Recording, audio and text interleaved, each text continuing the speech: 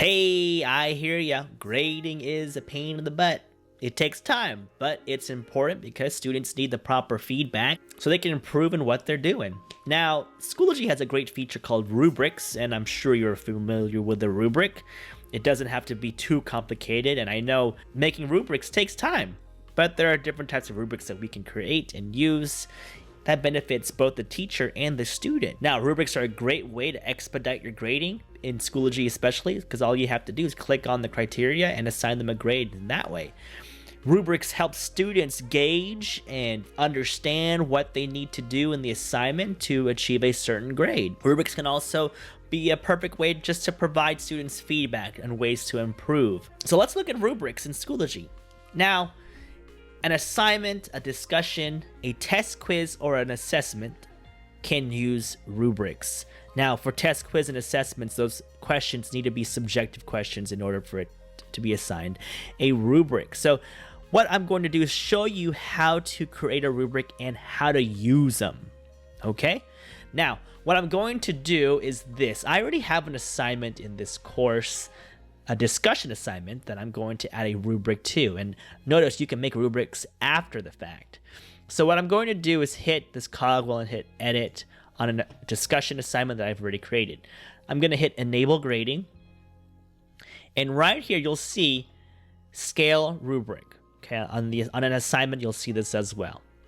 Now, what I'm going to do is hit this box here, and I'm going to select create new. So this symbol right here represents rubrics. I already have a rubric called narrative ending, but I'm going to create a brand new rubric. Here we go. I'm going to give it a title, and this is going to be my generic discussion rubric, which I can use in multiple times whenever I have other discussions in the future. And I'm going to use what I call a single point rubric. Actually, I didn't come up with this idea. I found this through Cult of Pedagogy. And what we'll do is we have a criteria, and I'm going to do this quality of post. Okay, so what I'm going to put here is add my description. Students post shows quality and demonstrates they understand the topic.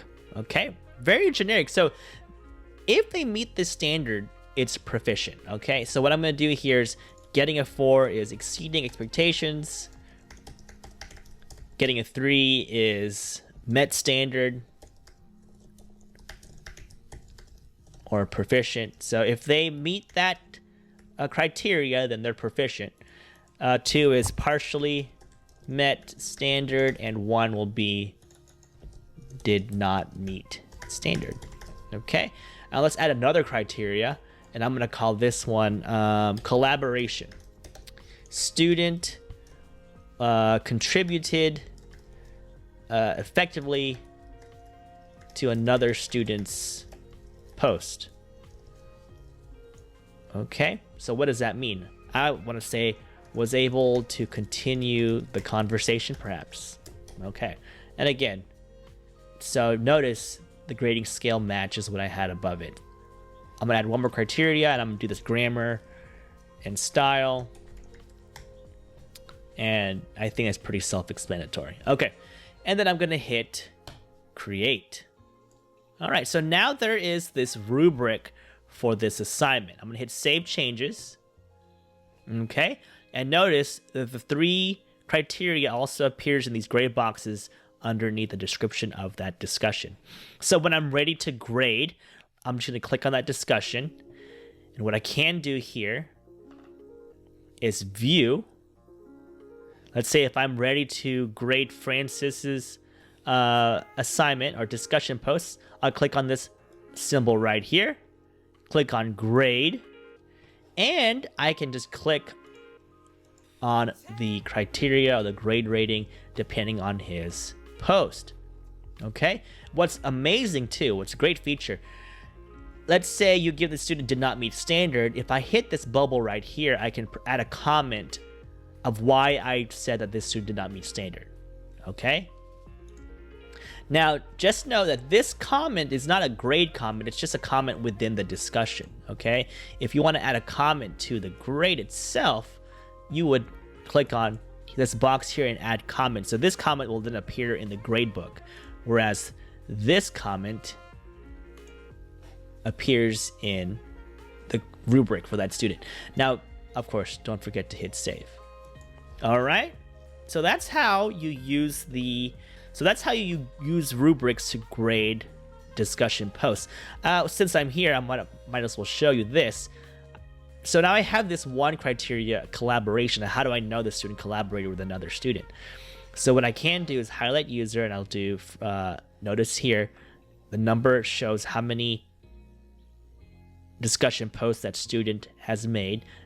Miss Armstrong has 2 right here. So if I click on her name, you'll notice it highlights in blue all of her discussion posts. Notice that. So it's easy for you to grade.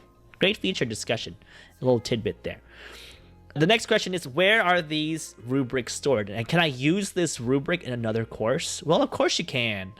No pun intended. Of course you can. Okay, so from gradebook setup, we click on rubrics here and click on discussion rubrics. Now there's a rubric that I just created within that discussion post.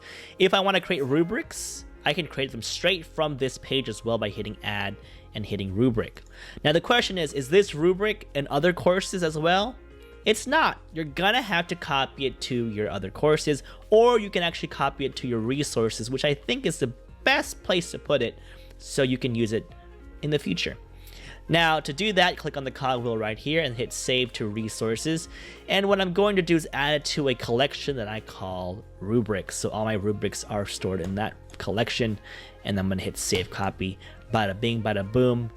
It'll be in the rubrics collection.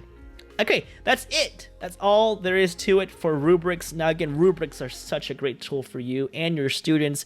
Your students will know exactly what you are expecting, and it'll make grading easy for you. If you have any questions, don't hesitate to contact me. Thanks!